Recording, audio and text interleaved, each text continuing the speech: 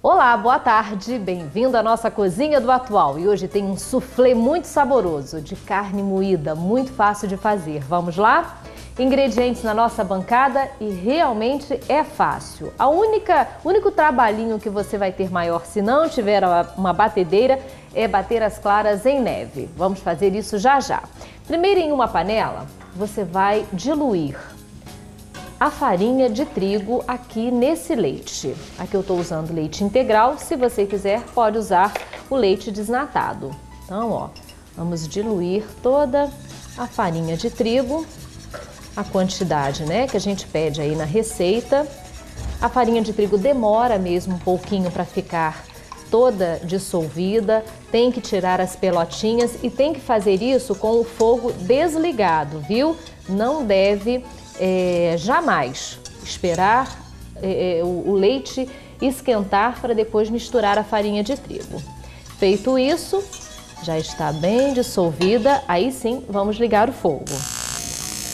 E já acrescentando as gemas, bate assim, né, bem as gemas para ficarem bem misturadinhas. Sal a gosto. Aqui eu vou colocar uma colherzinha. A manteiga, quantidade que a gente pede também aí na receita. E por último nós vamos misturar assim que o creme estiver um pouco mais, aliás, quando sair desse estado líquido, né, e ficar mais cremoso, nós vamos misturar o queijo parmesão ralado e a carninha moída que já está pronta. Você já vai colocar a carne moída, você pode temperar do seu jeito e dar uma fritada nessa carne moída. Refoga e espera ela cozinhar e fritar um pouquinho. Então, nosso primeiro passo de mágica, vamos esperar essa mistura virar um creme bem saboroso. Bom, nosso creme já está pronto, olha só, ele fica bem cremosinho mesmo. Eu vou pedir à Divina para poder esfriar um pouco, porque nós vamos colocar depois o queijo parmesão ralado e a carne moída. Enquanto ela esfria, eu vou batendo as claras em neve, porque se a gente acrescentar depois as claras em neve com o creme quente, ela vai desandar, então não vai virar um bom soufflé. Então passe de mágica para o creme esfriar e para a gente bater as nossas claras em neve. Com o creme já frio e as claras também batidas em neve, nós vamos misturar a carne moída toda aqui nesse creme, que vai dar um toque bem especial. Lembrando que a carne moída já está também temperada, ok? E vamos misturar o queijo parmesão ralado. Muita atenção na hora de misturar o queijo parmesão, o tipo de queijo que você vai usar. Se for aquele de pacotinho, diminua bastante a quantidade ou então não coloque sal em momento nenhum da receita, porque aquele queijinho já é bem salgado. Eu aqui estou usando um que é fresco. Vamos misturar agora, aos pouquinhos, a clara nesse creme. Mas nós vamos misturar assim, ó, as colheradas, para que ele fique bem aerado, para que fique bem misturado. Lembrando que você só deve misturar as claras quando o creme estiver totalmente frio. Vou mudar aqui uma espátula, porque vai ficar mais fácil. E sempre mexendo, ó, de baixo para cima, porque o soufflé ele ganha consistência para ir ao forno desta forma. Então, ó, aos pouquinhos, coloca mais um pouquinho de clara e vá misturando bem delicadamente. Você pode servir esse soufflé em formas individuais e sempre untando e enfarinhando. Eu vou servir aqui num refratário próprio para soufflé, que também já está untado e enfarinhado. Forno 180 graus e você vai manter até ele ficar bem bojudo, crescer e ficar coradinho por cima. Vai mais ou menos por uns 20 minutos no máximo. O soufflé rapidamente ele fica pronto. E não fique triste se depois que ele estiver pronto ele murchar. porque é normal todo soufflé fazer isso. O ideal é, assim que você retirar do forno, você possa levar para a mesa e já servir. Ele vai murchar de qualquer forma. Passe de mágica apenas para eu terminar de misturar as claras em neve. Olha como a massa do soufflé fica bem interessante. Ela fica aerada justamente porque a gente mistura as claras bem devagar. Nesse caso aqui, eu tenho um refratário próprio para soufflé. Ele tem um pequeno dente, uma pequena escadinha aqui na ponta que vai fazer com que eu coloque o soufflé até essa borda e ele possa crescer com tranquilidade. Se você colocar em ramequins, em pequenos potinhos que possam ir ao forno, você tem que ter esse cuidadinho também de deixar um pouco na beirada, porque ele sempre cresce. E depois murcha, não precisa ficar chateado. Então, ó, o nosso soufflé vai para o forno, já está pré-aquecido, 180 graus, e nós vamos deixar até ele crescer um pouquinho e dourar. Aí pronto, nosso soufflé já está do jeito para você também aproveitar em casa. Nós vamos para um breve intervalo comercial e voltamos já já com a receita do nosso soufflé e, é claro, com muito mais. O atual está apenas começando.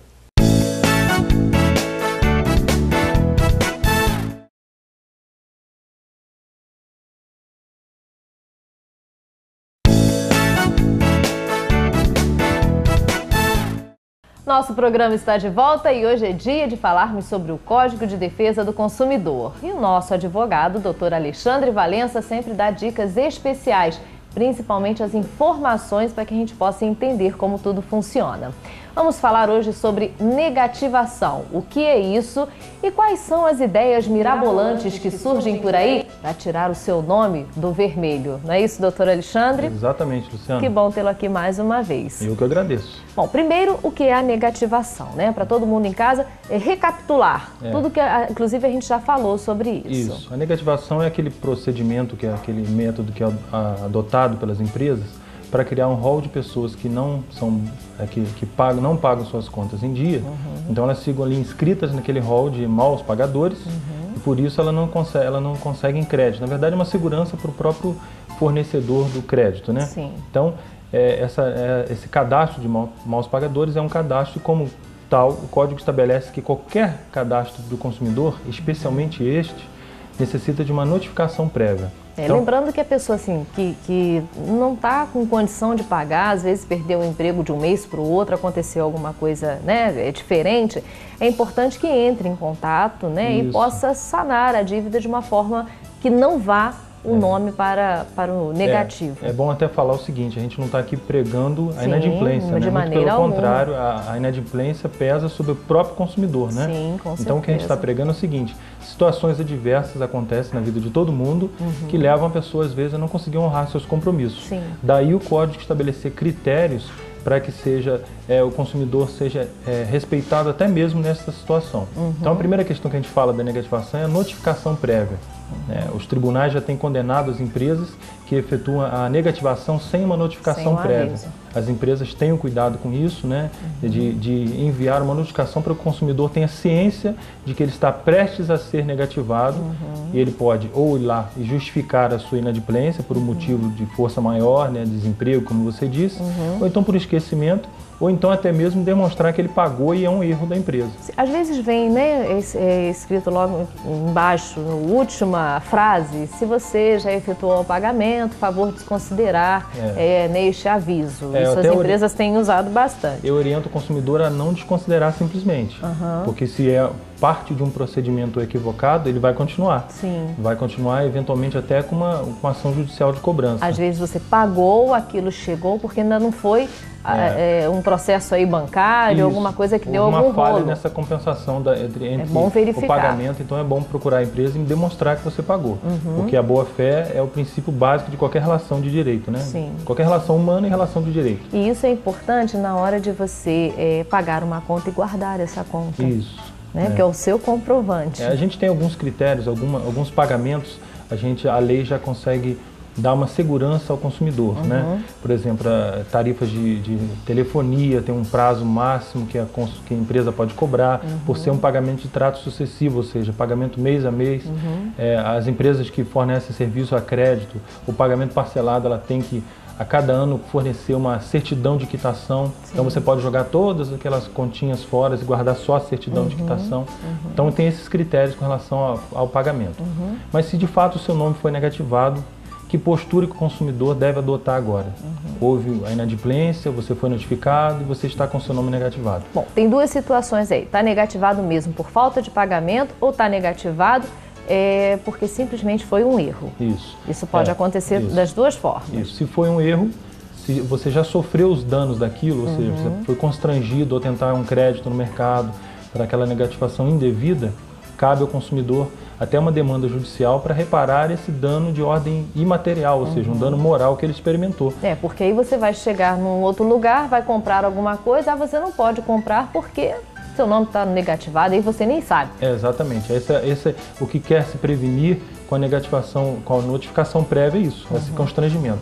Então, se você foi negativado indevidamente, buscar o Poder Judiciário para a solução disso, para declarar que a dívida não existe e para declarar que houve uma responsabilidade civil ali com indenização por dano moral. Agora, se de fato é o débito, né, e esse é mais o foco que a gente vai tratar hoje, se você de fato tem o débito, quais são os direitos que ainda o Código de Defesa do Consumidor traz? O primeiro que a gente pode falar é a questão da cobrança abusiva e vexatória. O consumidor não pode ser cobrado de forma abusiva e vexatória. Tipo, ligação para terceiros informando que ele está em débito, para a empresa, para o trabalho. Você conhece fulano de tal? Não, porque ele está em débito com a empresa tal. Isso é cobrança vexatória, passiva de indenização por dano moral também. Com ligações fora de horário, que tem sido comum, às vezes, escritórios de cobrança ligar no domingo, 8 horas da manhã.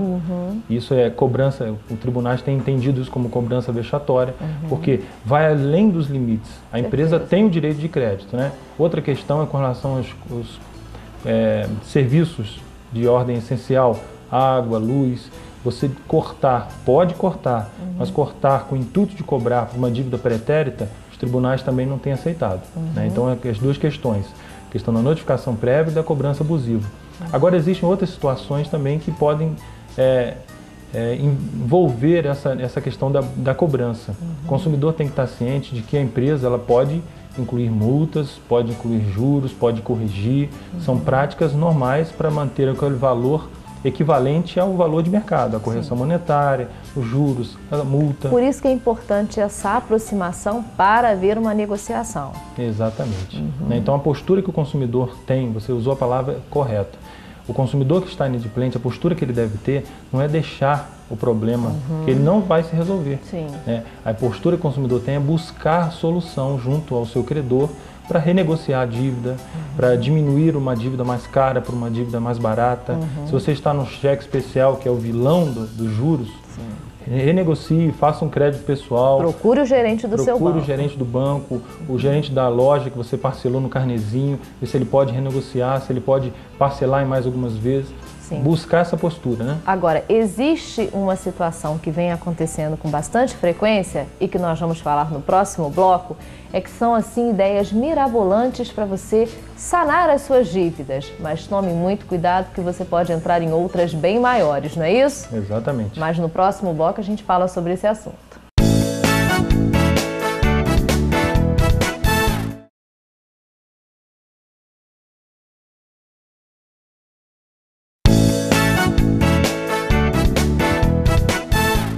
O Atual está de volta com o resultado da receita de hoje. Nosso delicioso soufflé de carne moída. Pode fazer que dá super certo e olha, tá com um cheirinho simplesmente maravilhoso. Acesse o nosso site, que é o atual.tv.br. Espero o seu recado lá também.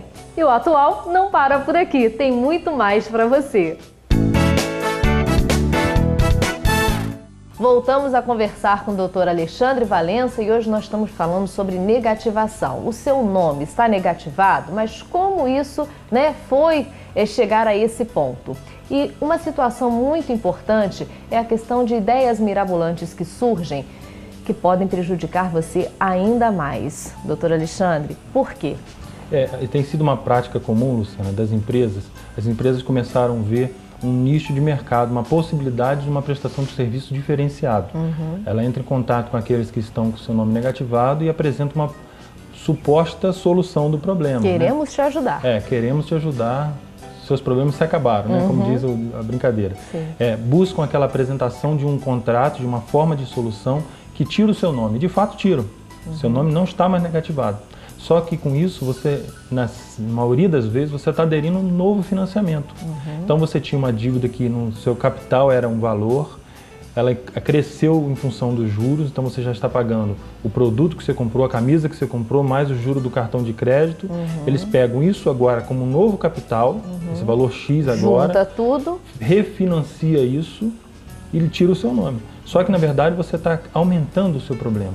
Então, assim, tem situações que o consumidor só pode socorrer desse tipo de empresa, desse tipo de contrato. Mas a sua dívida só muda de endereço. Só muda de endereço e aumenta, né? Esse que é o grande problema. Então, o consumidor tem que estar muito ciente, muito cauteloso na hora de aderir a um contrato desse, de refinanciar, de fazer um novo empréstimo para quitar um empréstimo. Essa seria a última solução. É extrema. Eu não aconselharia em quase que hipótese nenhuma, só em situações extremas onde o consumidor vai deixar de fazer o negócio porque está com o nome negativado, questões, a empresa não pode caminhar porque não tem a movimentação bancária, tem que solucionar. Então, são situações extremas, né? Pior do que essa, só o empréstimo informal, né? Esse tipo de empresa que são financeiras? São financeiras que apresentam um serviço, né, de positivação do consumidor. O consumidor se vê seduzido por aquilo, ele quer ter o nome dele, ele quer voltar a estar no mercado de consumo, ele quer poder fazer sua compra a crédito e vai dividir em suaves prestações de X, cabe no meu orçamento, só que se você somar a quantidade de juros que você já pagou e aquele novo empréstimo pega o que era juro, transforma em capital e refinancia, isso é muito prejudicial. O consumidor pode muitas vezes não conseguir sair e isso se transforma em mais um problema e se ele não pagar esse novo empréstimo, o nome dele vai voltar a ser negativado. Por exemplo, essa questão que vem até nos cartões de crédito hoje em dia, que você pode parcelar uma dívida que já é parcelada, você pode parcelar aquela parcela em até 12 vezes. Já seria uma situação complicada. É uma modalidade, é uma forma de refinanciamento do que já foi financiado. Só que isso cria um bolo depois. Isso é muito interessante para as financeiras, porque ela vive disso, ela vive de emprestar dinheiros a juros, né? Então, assim, para o consumidor é terrível, porque é como dizem os economistas, você não come juros, você não veste juros, você não dirige juros, né? Você tem que tentar ao máximo possível ter um consumo consciente de gastar com o que tem que ser gasto, né? Questões de mercado, a pessoa compra no mercado parceladamente, então é difícil, ele tem que tomar cuidado com isso. E tem assim algum órgão regulador que traga assim, bom, pode ser cobrado tantos por cento ou isso é livre? Hoje em dia, né, embora a Constituição na sua proposta inicial tinha uma limitação de juros, os tribunais foram discutindo isso quando estava prestes a ser aplicável para os bancos, aí veio uma emenda constitucional no governo passado, extinguiu. Então hoje em dia não tem limitação legal. As limitações hoje são de mercado. Então o Banco Central ele traça... Através de especulação. Isso, através de mercado. Não existe como você limitar um percentual de juro por lei. Então hoje em dia o Brasil adota a média de mercado. Mas aí o que pega justamente porque o consumidor não entende de economia. A grande verdade é essa. E aí fica sempre naquela situação, poxa, será que eu estou pagando certo ou estou pagando demais?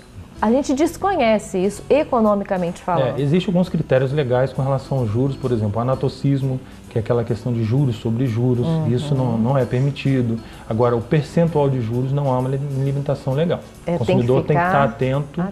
Para não cair nessas armadilhas, né? Então, qual é a melhor forma de sanar a sua dívida? Renegociação.